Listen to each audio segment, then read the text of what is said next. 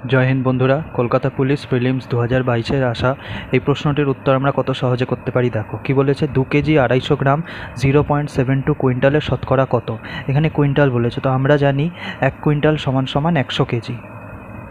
তাহলে 0.72 কুইন্টাল কত হবে, 100 গুণ 0.72 কেজি অর্থাৎ 72 কিলো হয়ে যাবে।